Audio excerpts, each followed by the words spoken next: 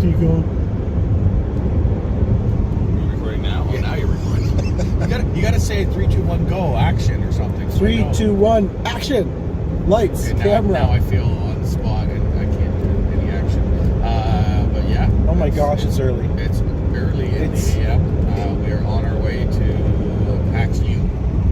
PAX, is that what we're calling it? PAX U? They call it PAX U. PAX Unplugged. PAX Unplugged. This is, PAX East, we're all done with that. At least I am. Tycko might go. Who knows? Maybe he'll go by himself. Maybe. We'll see. But anyway, PAX Unplugged. We're heading down. It is December 5th. Today's the 5th. Oh, it's December 5th. It says so right on the clock. -1 degree at 5:46 a.m. We're on our way down. I don't know why we do this to ourselves, Tycko. You know, once we get down there, I think we'll realize that none of it was worth it. And that's the start of our trip right there. Just we're heading down to something that's just not worth it. That's according to Tycko. I'm looking forward to it. A couple of days off and away. Not that I do anything, but still a couple of days. You drive. Look, he's my chauffeur. Yeah, I mean, I meant for like work. It's not like I'm taking time off from work or anything like that. Work. I'm taking time off. You have a job. I got days off. But no, it's a nice couple of days off. You know, we enjoy seeing new things and stuff like that, and bringing that stuff to the world of 3 people. The 3 people who watch us. Yeah. That's good. That's good. That's good. I know you guys are gonna be really excited to see what we have to bring back. Oh, what am I? Oh, so bright. There's a light shining in the camera now. All right, yeah, you know what? This is gonna be better when we actually have real daylight. So, yes, yeah, we'll document what we can on the way down. But anyway, we're heading out early in the morning on our way down to Philadelphia. Yep.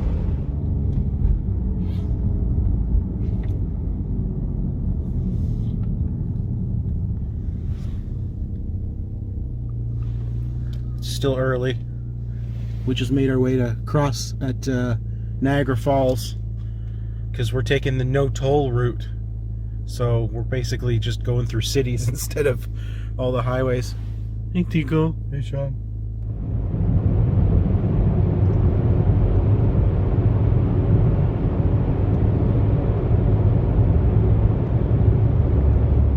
Tycko's very dirty windshield. Tycko, your windshield's dirty. You're not talking.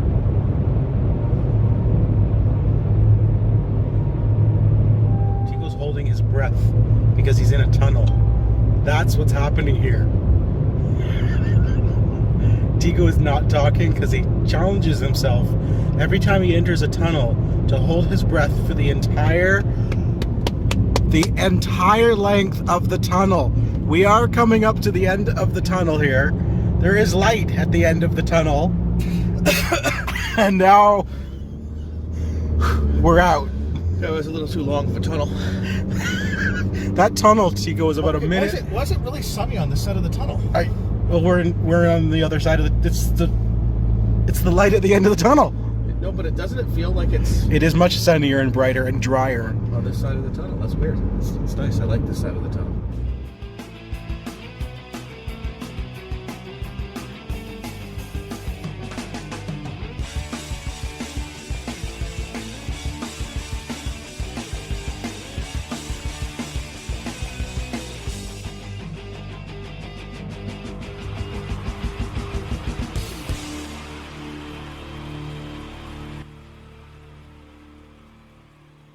And that was our trip down to PAX Unplugged 2019. Our very first PAX Unplugged.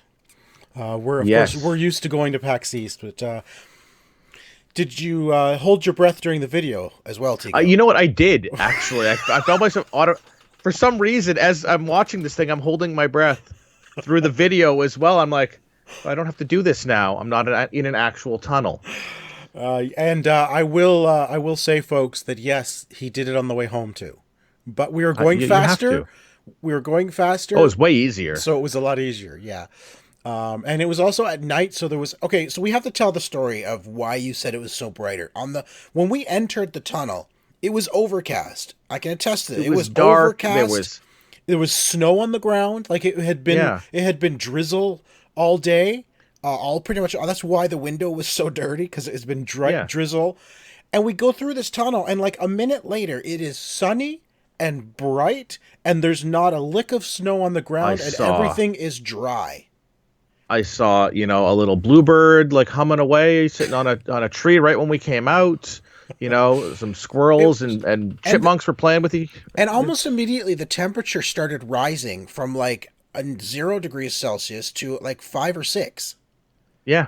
And like, did we just go through the tunnel to Narnia or something? It was so bizarre. I think Narnia is colder, so I think it's the other way. True. We started in Narnia. Yeah, and we came through. So anyway, this video is to, we're going to go over our experience at PAX Unplugged, our first year there, and it was 3 days long.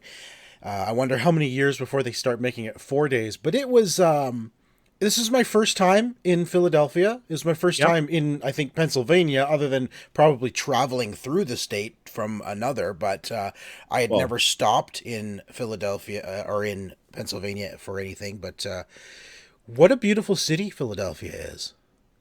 I've never been there. It is. The architecture, like it is absolutely, like the buildings are stunning. It is a very, I did notice, it's a very clean city. Yes. You know, from what we have, like you walk downtown Toronto, there's stains, there's garbage. You know, I didn't see a lot of that, and we did a lot of walking, so I did not see a lot of garbage. The city is absolutely. We were lucky. We were staying, you know, fairly close to the convention center, but we got to walk right past City Hall every day, which was done up absolutely beautifully. The architecture on those buildings is absolutely phenomenal. Yeah, I have pictures inside. Maybe I'll put it together, a few pictures for our Friday show, although that wouldn't help our podcast listeners. But anyway, yeah, I got some pictures inside. That the inside, as you walk through, because you can, there's like a tunnel basically walks through City Hall. I'm assuming it's City Hall anyway. It is. I thought it was, but there's the Christmas village is set up there right now, so it was a perfect time for us to go because it was amazing. Had an absolutely amazing time. Our first night there, Thursday night, we just spent some time walking around the Christmas village. You know, little shops around there in tents, and they've got a Ferris wheel and a carousel and lights and all really fun stuff. And but inside, the next day as we're walking through towards the convention center, everything about the inside of this building reminded both of us of Assassin's Creed. I'm like, yep, we'd be climbing this if we were in Assassin's Creed right now. We are picking out the spots. Like, okay, to get up to that balcony, you climb there, jump there, spin around to that side, and hop off there, and you're up. Yeah, beautiful. I should have put together a little reel of these photos, but I didn't think of that just before now. But so wonderful city. I will say, you know, being in a strange city, sometimes, you know, because there's nowhere to park in Philadelphia. We ended up basically parking in the convention center parking garage for the full 3 and just left the car there. And we walked the 2 kilometers back and forth to our Airbnb every morning and every night. And, you know, it was a nice walk. I mean, our feet were killing us by the 3rd day. Yeah, I mean it's you got to remember it's a half-hour walk there, half-hour walk back, plus the full all day long to 8-hour day of walking too. Or is it even more than 8 hours? I think one day we were there for 11 hours. Yeah, but wonderful time. And I got to tell you, Tycko, even in our in Toronto, which is close to where we live, I hate walking downtown. I actually feel afraid walking downtown Toronto. Right? Yeah, it's this sense of unease and uncomfortableness, and I did not feel that in Philly, which is not at all. It says a lot about, I don't know what it is, but like, you know, the people there or whatever. I didn't at any point feel afraid, guarded. Yeah, no, not at all. Not afraid. It's like guarded. It's like you. But the people on the street were actually friendly, no matter where you went. Yeah. And I mean, it really is the city of brotherly love, you know. Yeah. But we're not here to talk about Philly. We are here to talk about PAX Unplugged. Yes. So, so we loved the city, but of course we want to talk about the show itself. So it was 3 days. What is PAX Unplugged? What is? Well, yeah, because people may not know what that is. We've been to PAX East before; they may be familiar with that. But Unplugged is PAX's board game focused all show. Board games, just board games. And I got to tell you, Tycko, it is so different, but a beautiful difference between PAX Unplugged and PAX East. or any of the other PAXs, really, is all about video games. So it's like lights and sound and music and just, some booths are super loud because they've got all the entertainment going on. They've got the competitions and the esports and the announcers, and it's just mayhem, right? PAX Unplugged was like, there's no loud music. There's no glitzies, anything. There's no huge, massive booths trying to get your attention. It's just it's just board games. Yeah. And the only real noise in the hall is people. Conversing. It's just, yeah. Yeah. It's just the milling and talking of like thousands of people. It's not like I can't hear you because the booth beside you is blaring music. Yeah, And it was nice. Yeah, and it was huge. Like this hall was absolutely huge. Here's a picture of the show floor just from one end. But here's the thing, it's so big that the aisles were actually wide, and very few times did we feel like we were bumping people trying to get from one place to another. At PAX East, it's like a sea of people. Yeah. Here, it was comfortable. We never really found ourselves like trapped in a sea of people, because it's such a massive convention center that went, I don't even know how many miles down. It was I mean, there's a couple of times where you had to, go around people who still don't have the common sense to not stop in the middle of an aisle and have a, like, oh, nice to meet you, nice to see you again, conversation in the middle of a thoroughfare, like, step off to the side and do that. But, still not even that, there was room to get around most of those. Yeah. Anyways, and this is the width wise. This isn't even, this picture is the width wise, not even the length. Yeah, like, no, this is what we're seeing. We're seeing from where the media office is, the media room is, across the you're saying that we're looking at the width here forward, but the length of it, what we're seeing here is maybe half. 1/5. No, that's 1/5. Because of the all whole of thing. the gaming tables. Yes. So I'm talking about the actual show floor. Yes, the show floor we're looking at right here is, I'd say, or it goes from aisle 4,000 down to aisle 3,400, and it goes down to what, 2,500? I think it starts at. Yeah. Right. Yeah. So we're only seeing just over a third of the entire length of the show floor. Beyond that are just tables upon tables upon tables for people to play games. Right. And there was an area where you could go and like basically borrow a game and go and sit down and play with friends. And then beyond that was tournament tables. It was a massive show floor. Right? And I think because it was so massive, things didn't need to be crammed. They didn't need to be like 3 feet between aisles. Well, I think one of the things too is with this type of a convention, somebody's going to go to a booth, see something that they really like, buy it, and then immediately go down to the other end and play it. Whereas in video game one, you're playing it. It's like, now I want to go play the next video game. So you're staying in that area. I think that it's separated out a bit because people like that. Like, I have gotten my game. Let's go now spend some time and play that and grab one of these tables. Yeah. Yeah. I had a great time. I really, really enjoyed PAX Unplugged for the reason that it was way more laid back, you know, and way more opportunities to just sit and spend time with a game developer and listen to them tell you about their game and play it with them.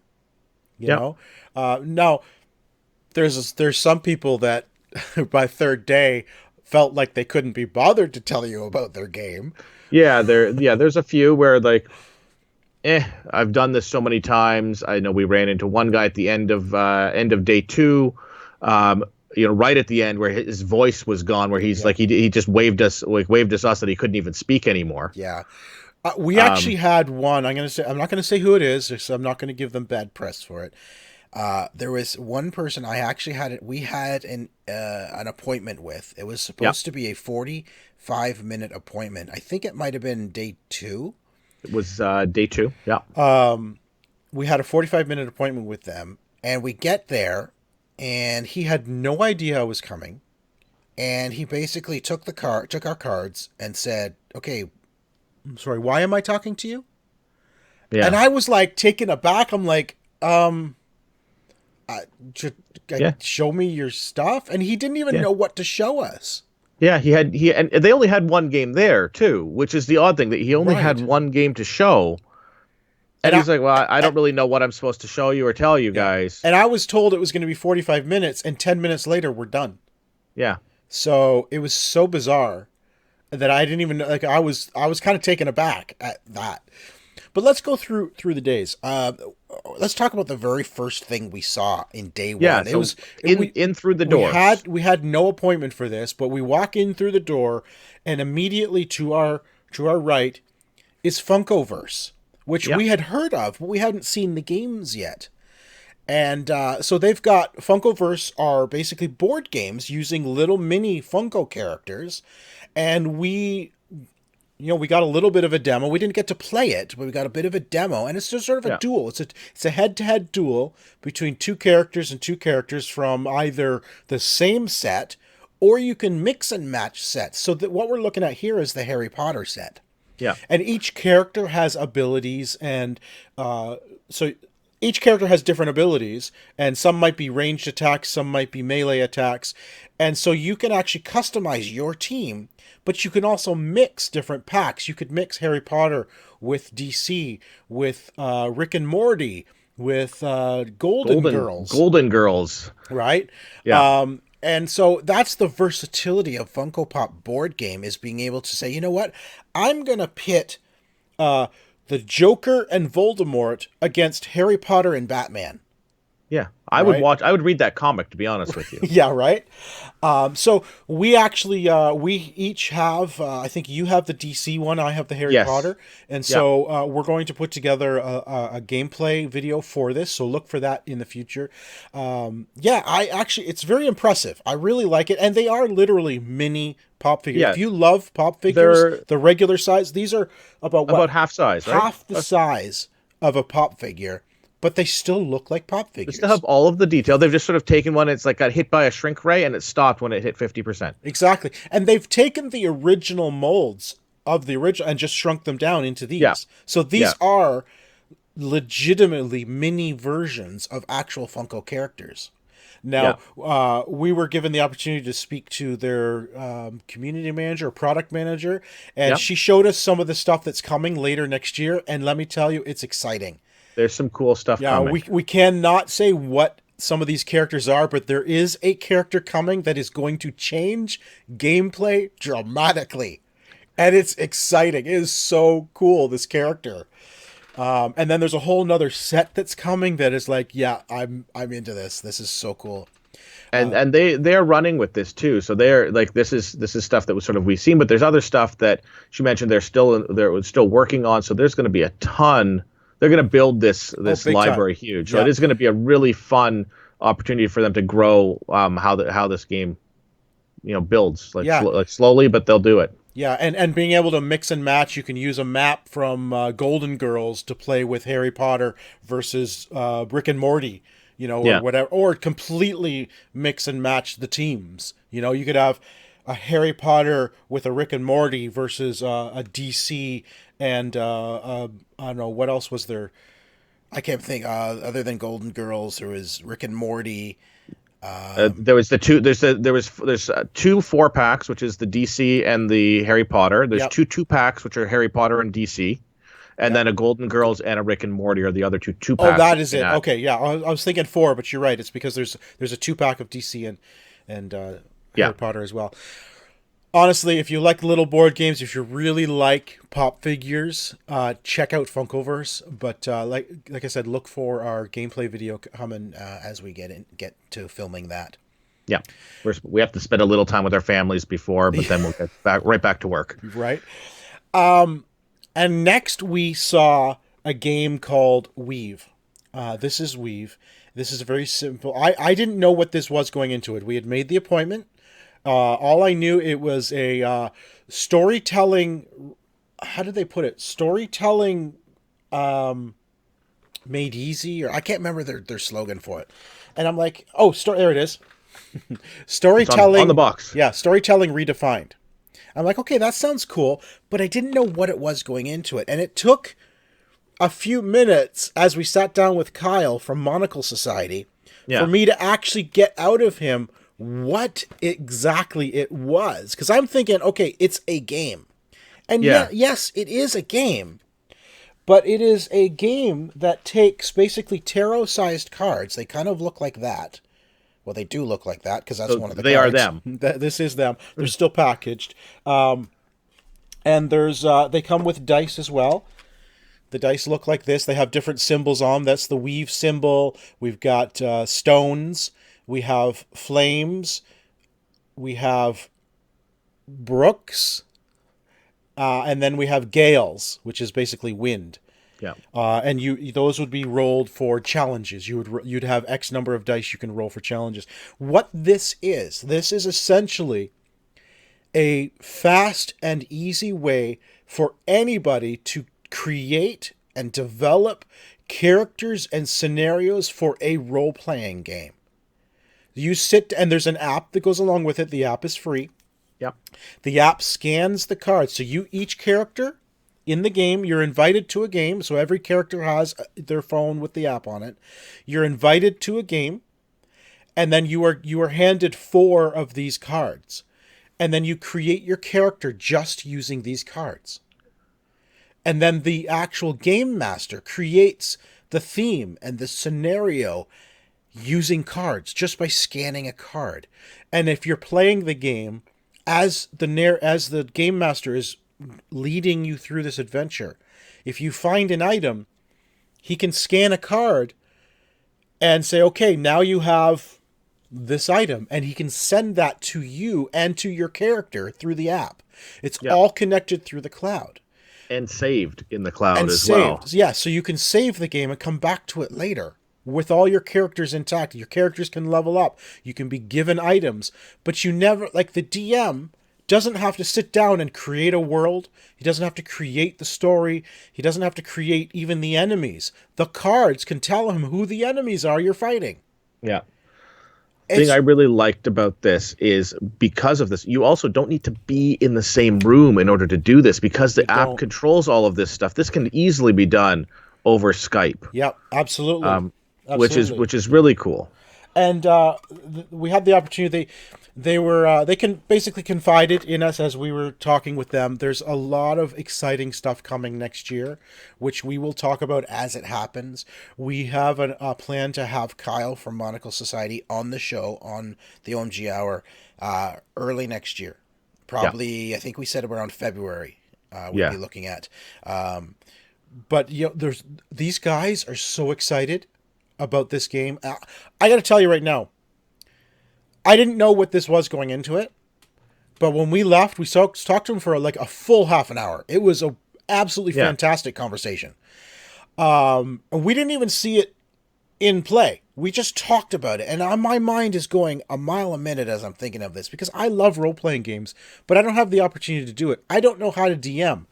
Yeah. This game would let me DM a game if I wanted to, because it takes all of that mystery out of how to create a world, how to create a scenario, right? Each card based on and it comes with 4 different stories. There's more coming, right? You choose basically a story and start playing it, but the cards based on the story give you scenarios to play through and the bad guy and the theme and all that stuff. We didn't get to actually play the game until the next day when I went back to them because I couldn't stop thinking about Weave. It was so exciting to me. It was like, this is the greatest thing since sliced bread. And I went back to them and I said, the first thing next morning, and I said, Kyle, I cannot stop thinking about Weave. And then we met Tristan, one of his coworkers, and Mike, who used to work for Penny Arcade, now works for them. So we actually had plans. They said, I would love to play through a scenario. He said, but we have appointments all day. And I suggested, well, how about like after the show for closes?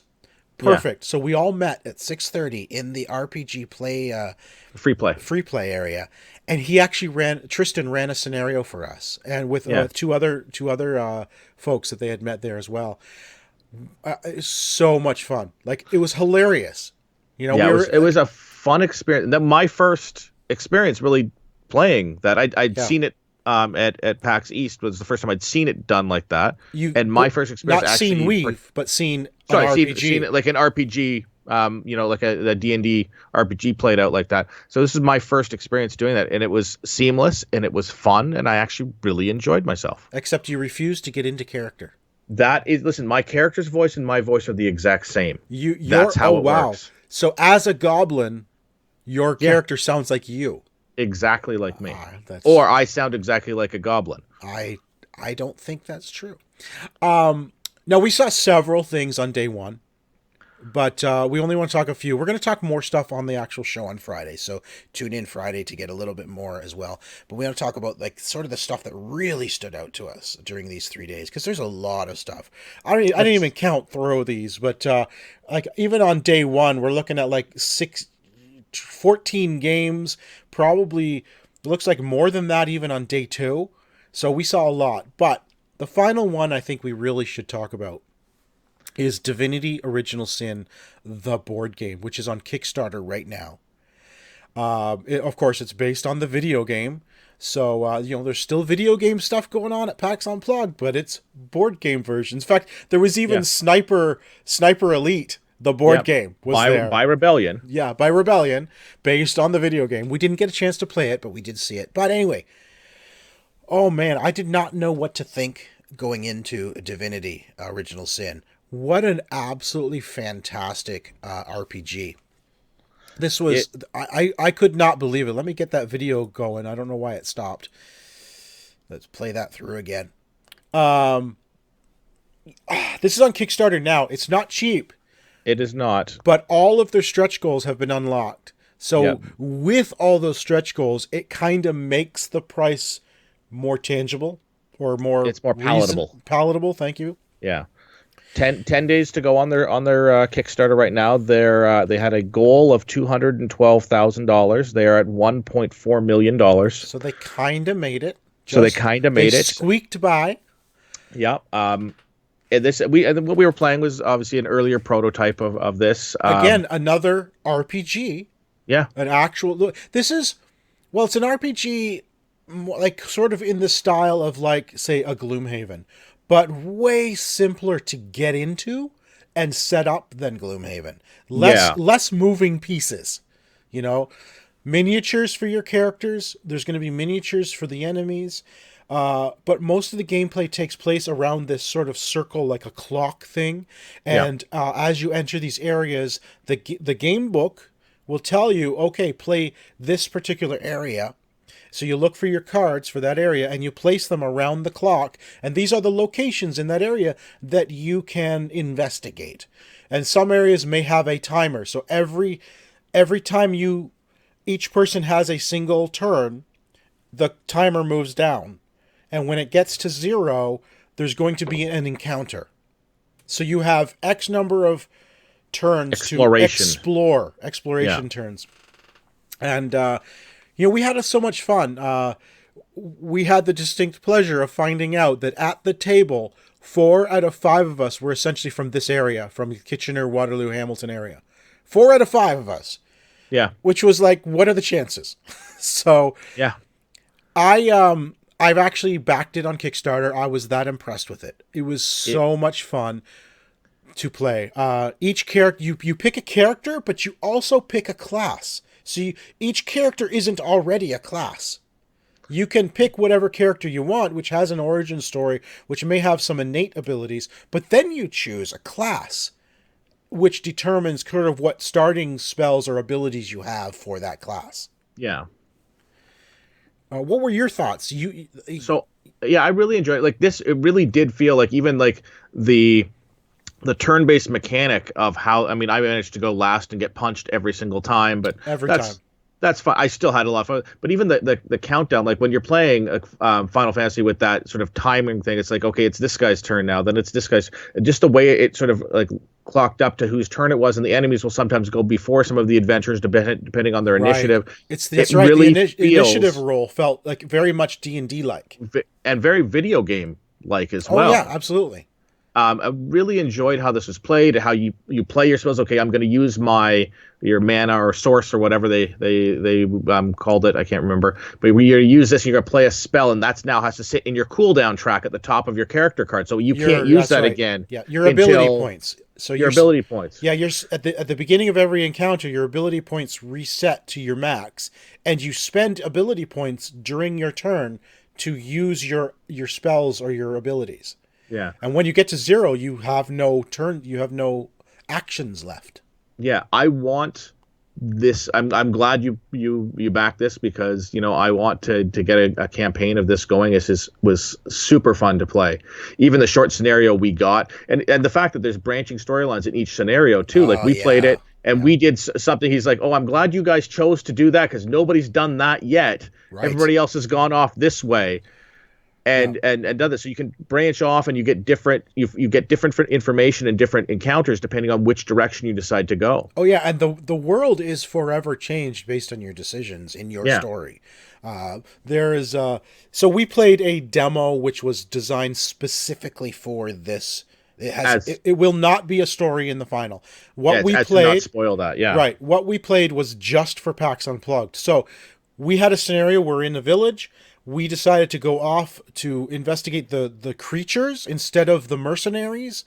And because we had done that, when we discovered some more stuff and we defeated some of the creatures, we thought, well, let's go back to town and let everyone know what happened. Well, because we had gone that way, the town was the mercenaries had come back and burned the town down. And basically the town was destroyed because we didn't go and deal with the mercenaries. But had we dealt with the mercenaries, who knows what would happen on the creature side. But we also had the opportunity after defeating creatures to either go back to town or go continue to investigate the forest, because it seemed like strange things were happening. And had we done that, when we got back to the village, it would have been completely gone. Destroyed, like nobody was even alive anymore. Yeah, right? I love the choose your own adventure style of that. Like you pick where you want to go and when. Right. Yeah. Oh, and if we had gone to the mercenaries, we would have got back to the village and they would have praised us as heroes and given us more money because we dealt with the mercenaries. Yeah. Right? And everyone was alive and prosperous. So we made the wrong decision, obviously. Yeah.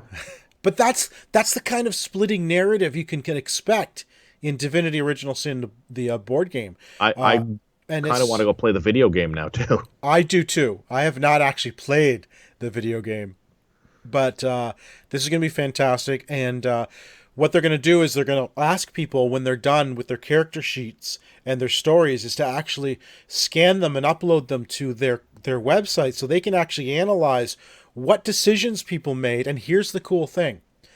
The more people did things, so that little town, for example, if that were an actual story scenario, if the majority of people ended up having the town destroyed for whatever reason, then in Divinity 2, that town will be destroyed at the beginning of the world. Or they're going to incorporate players' decisions into Part 2. So, players are going to forever change the world of the Divinity board game. Yeah. Based on their decisions. That's a really cool system.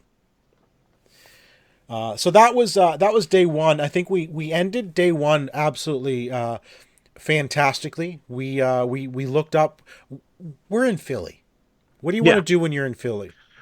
What you do in Philly? Well, the first thing we wanted to do was we needed to find an authentic Philly cheesesteak. And there was one within walking distance of the convention center we found called Steve's Prince of Steaks. And would you look at this deliciousness right here? That was like, I can't even tell you how delicious this cheesesteak was. It was a good sandwich. Like I could go for another one now. We both ordered one. We both ate it. We're like, man, that was really good. And then we walked back to our Airbnb and immediately we're like, I could eat another one right now. I could go for one more. We should have gotten two. We should have gotten two. Go. Yeah. Oh my gosh. I'm missing it already. It was so good. I mean, I feel like I've eaten a piece of Philly and I understand the Philly cheesesteak because Yeah. Wow. That's a nice sandwich. Wow. All right, Well, I'm going to let you jump into day 2 because actually all right. one of the games you have there, you Yeah. picked up So on yeah, day they 2. were kind enough to give us a copy of this to play. This is a Who is they? they are what's this? I think it was Bananagram actually was the It name of was the Bananagram. That's right. and this is a game. I'm trying to get the angle right, but it keeps doing it. It's all good. So Smart 10 is a trivia game, and everybody here knows how much we love our trivia. We do our best every time we find a good trivia game to sort of incorporate it into the show, and we're going to try to do that with this as well. But it's a really neat system of game, and I'm just going to open it up just to show you what it actually looks like inside. So you get this plastic holder with your cards and a question in the middle, and as So you answer, that whole thing is the game. That's it. this whole thing is the game. Yeah. So your questions are all in here. There's a spot where you can switch out the cards. So the main card in the center. So this first one here is, what is the name of this duo's other half? And it has a list of 10 around the thing, and you take turns. So Sean, who is Mario's other half? Luigi. Luigi. So then you pull I would say the answer, pull Yeah. the tab, and it would tell me it should say Luigi in there. Yeah. And then if I'm correct, I keep that tab. Yeah, and that's a point. score thing. And it's a press your luck, and you keep going around. So then it would be my turn, and I would pick one that I think I can name, and I'd name that. Yeah, it goes around the table. You literally, it's a pass and play game. It's a pass and play, and it's a press your luck though too. If Sean, after the first time around, decided I don't know anymore, I'm going to keep my 1 point and bank it. Right. He can do that, bank his 1 point, and then I can keep running and run the board if I know all of them and get the other 9 points. But if you get one wrong, if you press your luck, you lose everything. Yeah. As soon as you get one wrong, you lose all your points. Yes. And at the end of that round, you tally your points and then put all the things back in. I pull out the question, flip it around, put another one in. Yeah. Or just put it at the bottom, whatever. Or at the bottom. And there are 200 questions, so that gives you 2,000 answers, 2,000 points available in this box without having to go for a refresh pack or anything. It's a fun trivia game. I actually really enjoyed that. That was a lot of fun. Yeah, we'll see if we can find some way to incorporate that into the show. We'll have to figure that one out, because I don't have a copy of it. So if we can figure out some way to incorporate that, I'll just tell you when you get them wrong. Maybe I'll just get a copy of it, and then we can make sure we have the same question in there, and we just do it back and forth. Maybe we will. Maybe. And so day 2, we saw, again, a whole bunch of stuff, but we're only going to cover a couple of things from day 2 that really stood out to us. And the next thing that really stood out to us is a game called The Shivers. And I just have a single still image from The Shivers. This is a game that isn't yet in Kickstarter. This is literally a prototype, what we're looking at here. And this is a pop-up book style game, like an RPG game, where you play as a family member of the Shivers. Yeah. You choose which character you want, and you are summoned in the story to this old sort of haunted house, mysterious house. But each of the rooms in this house, and they're all attached by magnets, the bases are magnetic, they stick together. But each of those is a pop-up book. And you place your character in each room, and you can study stuff, as you can see in the image, you can study stuff on the shelves and say to the game master, who has reference behind the wall, he has a reference material of what's in the room and what you can and can't do. And you say, I'm going to investigate this flower pot on the table, or the note there's a note on the table. I'm going to read the note. And so he reads the back of the card. This is what the note says, which may guide you through the story. And there's multiple chapters, there's multiple rooms, so it becomes this big 3D board game, right? But they're all made of pop-up book style boards, so they all just flatten down and go back in the box. Yeah, and they're all like, there's interactive, there's cupboards, and you can open up the cupboards, and That's depending right. on which scenario, there'll be something different in the cupboard, or there may be a different book on the shelf or a different picture, because there's a whole backer piece that sort of slides in there that changes out the clues, so to speak. Yeah, that's right. Yeah, because the backer piece that's in there is what the DM is reading. Yes. So based on the scenario, those things are different. But Yeah. the interactive stuff, opening doors, I did ask if, because a lot of pop-up books have like sliders, you pull Yeah. things, but there's not going to be any of that, at least right now. He said not for Generation 1, yeah. This is what we're looking at here is a prototype. It's not even on Kickstarter yet. Yeah. So I believe he said February? Yeah, I think he said February, March. Yeah, so he's not even ready for Kickstarter yet, but it will be on Kickstarter. I actually really enjoyed this. Again, this is an RPG light. Yeah. It's RPG, but your character can't die. You don't have hit points. You can have items, and when you get an item, you just write it. It's a dry erase whiteboard. You just write, okay, you now have a banana. Write down banana. So Tycko had a banana that he threw at this giant bee, because apparently bananas can be used as boomerangs in Tycko's mind. Hey, listen, if you curve it just right, that's right. Go get a banana. We'll test it out. We'll test it. I enjoyed it, but it felt like a few things were missing in my mind. Like, we wanted to do things in the laboratory, and he's like, "Well, okay, are you moving to the laboratory?" Because the four of us who were playing, we weren't physically moving our character into another room, and I think my mind is because you can see it. You can see it. It's in front of you, but there's no physical walls between the rooms. Yeah. So in my mind, I was already in the room. I didn't physically move my character. Yeah. It also felt a little flimsy in the number of things you could do per round. Like there was no set, you can do one action, or you can do set number of actions, or what those actions can be, and what your follow-up actions to those actions can be. Yeah, it's sort of like up to the DM, I guess, or the storyteller. To decide how he wants to. Because I mean, for example, I threw the vase in the fireplace to get the key out. So if I'm limited to one move, I can only throw the vase in there. I can't go get the key. But he let me go throw the vase in and get the key. And try to get the key anyway. Yeah, exactly. And then hand it off to you on not on my turn. Right. I said, "Can I have the key so I can open the safe?" And okay. Yeah. So yeah, there's a bit of a, there's no structure. I felt it was kind of structureless. Yeah. But again, it's a prototype, and maybe these are the things. This opportunity. Yeah. He was, I think, getting a lot of feedback from people, and listening to how they play, watching how they play, and kind of taking notes. And this. Yeah. Yeah, this was his playtesting arena for this, and I think that's great that he's taking that and is going to take that back, and before this hits Kickstarter and have a more polished product by the time he does hit that. Yeah. But I was really, really impressed with how this looks, how this feels, and the concept itself was really fun. Yeah. Now, on the ride home last night, there was a few things you didn't like about it, and I think that was just the lack of.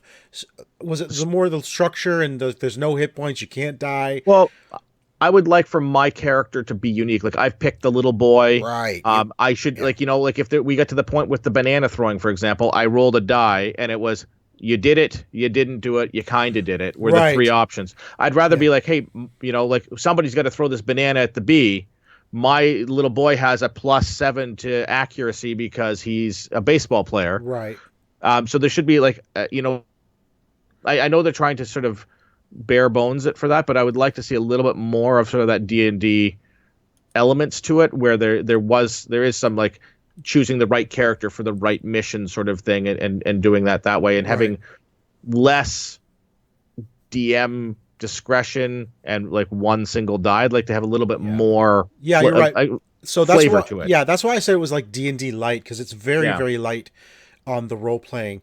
Like Tycko just said, there is a single die, and all the die on it has words that says it worked, it kind of worked, it didn't work, and that's literally the decision making. Like, hey, I want to throw this banana boomerang style at this enemy. And he says, okay, roll the die. And Tycko rolled, it didn't work. And so that was it. Yeah. There was no chance. There was no multiple dice. Maybe there's no values. So you have a character with a backstory, but that does not affect gameplay in any way. Right. It's just a coin flip for everything. And I would much rather there's 4 characters, and there are 4 unique characters in this. Right. I mean, they're the 4 siblings. They each should have their own ability. attributes and abilities, and the older sister is the bookworm, so she should have more intelligence when it comes to deciphering something, maybe, or Right. something along those lines. Exactly. I agree, but I did enjoy what I saw. Yeah. It's a very unique thing because you don't have to be described what's in the room. You're like, this is what you're seeing, this is what's in the room, what do you want to do? And it was almost like at points he said, "What do you see?" Right. Take a look at that table. Yeah. What do you see? What can you ask me about? And it's going to come with a magnifying glass, so you can kind of get close to things and look inside things. And very, very unique concept. Really like it. I'm going to definitely check it out when it's on Kickstarter, and maybe we'll have them on the show to talk about it as well. Yep. And then, so day 2, we because we weren't leaving the convention center right away because of the previously mentioned RPG time with the folks from Weave, we said, oh, okay, well, I'm hungry. Let's go upstairs to the food court and see what's there. And oh, well, look, cheesesteaks. Yeah, so we basically dubbed it the convention center's court jester of steaks, because the night before was the Prince of Steaks. Yeah, this steak, it's like, this was not a cheesesteak. This was not a cheesesteak. This was it was a loose meat sandwich with cheese whiz. It was not. Yeah, not. There was no flavor to it. No, it was horrible. It was not good. We had a better cheesesteak on the way home on the road from a service, like a pit stop, where you can stop and get like rest stops. Thank you, the rest stop. We stopped at a rest stop and I got a cheesesteak. I got a brisket, which was like 10 times better than the court jester of steaks from the convention center. Yeah. All right, day 3. We have 2 more games to talk about on day 3. Yep. 2 appointments on day 3. Yeah, and these ones, why don't you talk about the first one from Kosmos? This was actually a lot of fun. Yeah, Kosmos. Kosmos is the company that puts out the exit games, Right. which the escape games, which we are fans of. So they have a new game that they have 2 games that have come out in their adventure game series, and these are basically like a point and click adventure type of game.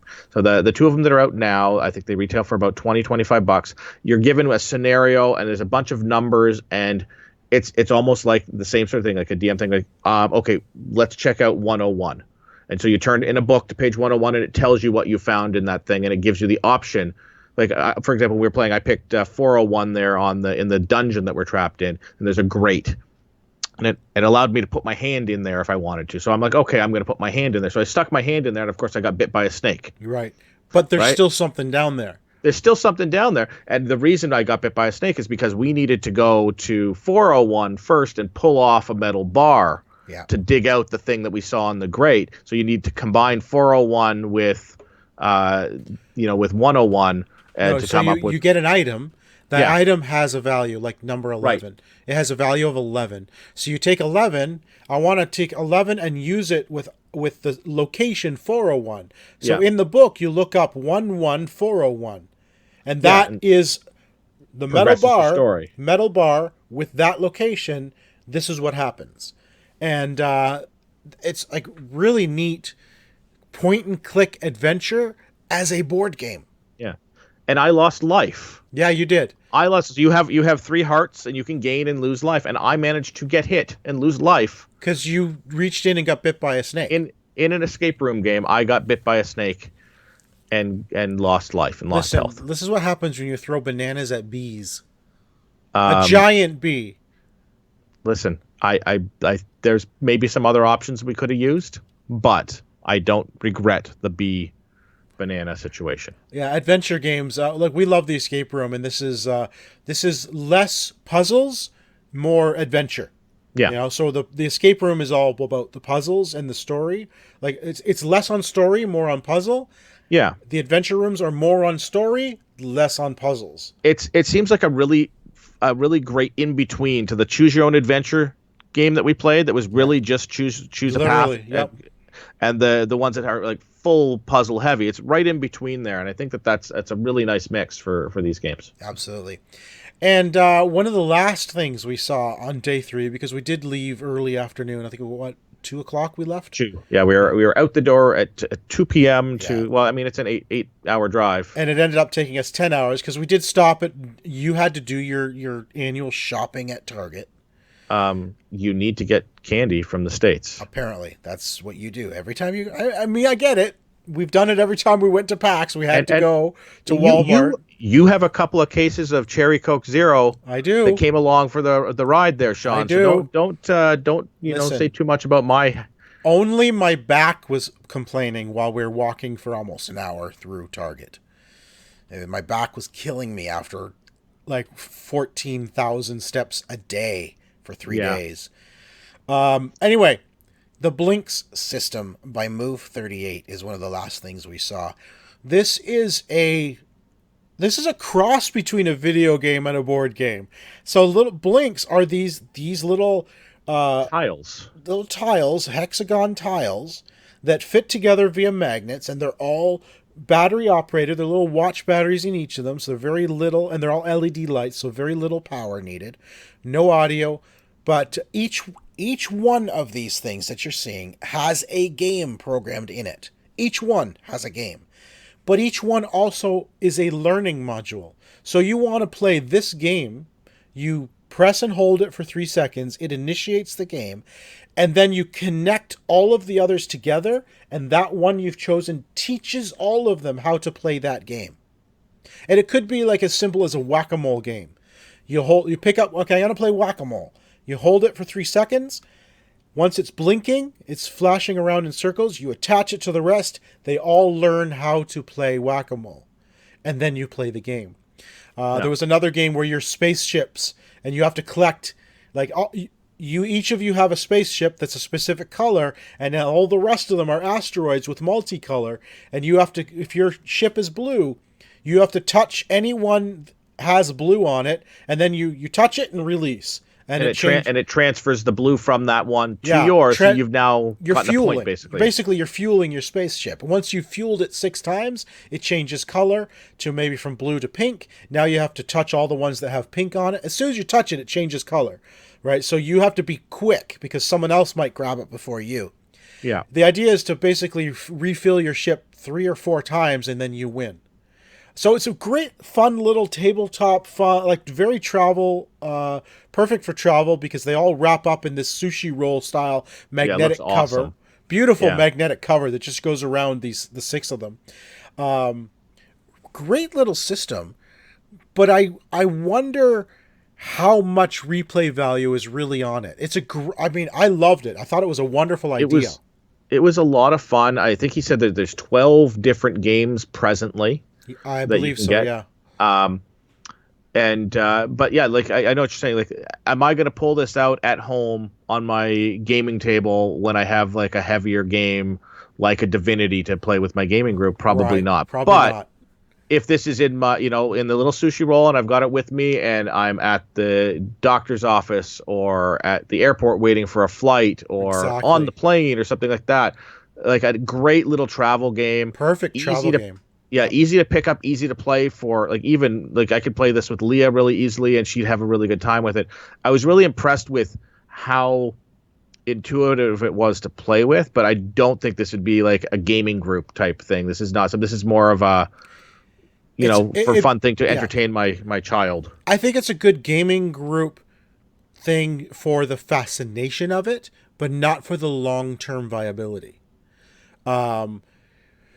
Having said that, what's neat about the system is he can continually release like a single new Blinkx with a new game on it. Because each of them are learning modules, it doesn't, like, he can have unlimited game. He can program a single module, and you can buy a single module with a new game, and it will teach all your other modules how to play that game. That's what's brilliant about it. And going forward, if somebody wanted sound, if he says, I'm going to do sound, but it's going to come out of your phone, all he has to do is release a single module that has Bluetooth in it, that has that game on it. It'll teach all the rest how to play the game and then link to your phone for sound. Yeah. It's not something he's planning, but it's something he's thought about, right? It's so whether that happens or not, who knows? But They don't have sound because they're just little watch batteries. Yeah, it's actually kind of a brilliant little system, but as we've said, I don't know the longevity of something like this, and because they're fairly simple games, they're fun, mind you. Yeah. But they're simple and quick, and they don't last. Like, I think the spaceship game took us all of a total of about a minute to play. Yeah.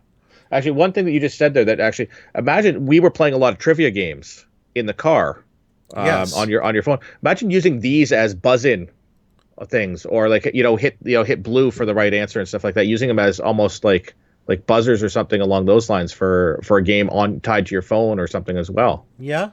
That'd be cool. Again, you'd have to have one that has Bluetooth in it, but yeah. Yeah.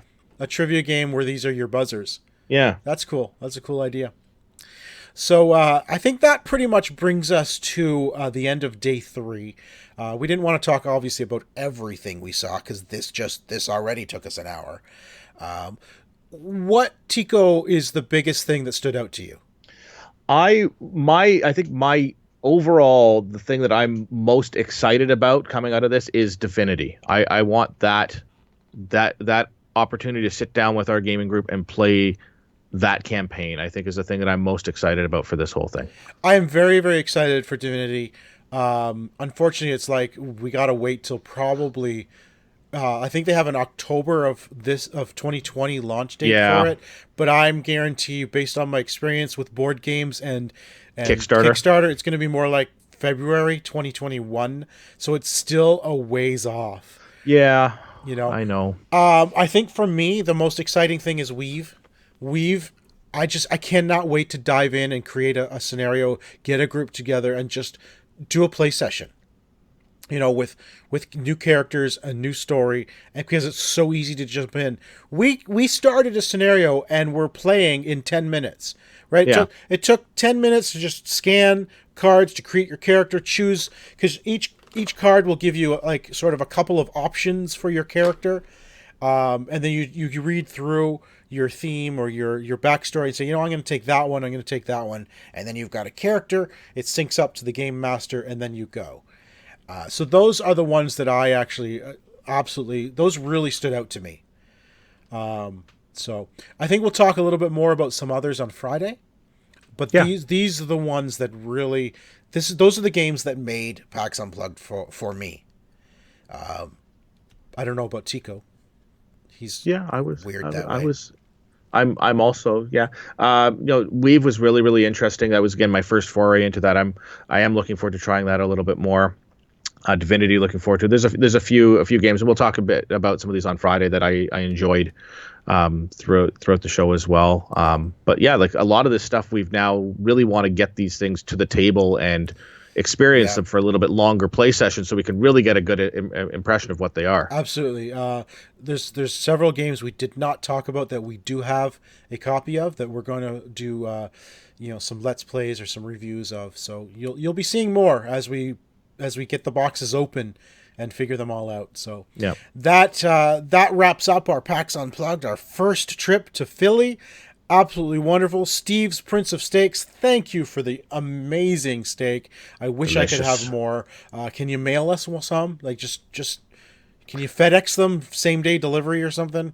Probably can. I mean the bun alone was like soft and fluffy and like, oh my gosh, it was because they make them there fresh every day. I'm sorry. Anyway, this is not the cheesesteak hour, but that's it. We'll be back Friday with our regular show. But this has been our PAX Unplugged review. Thanks for joining us, everyone. Bye, guys.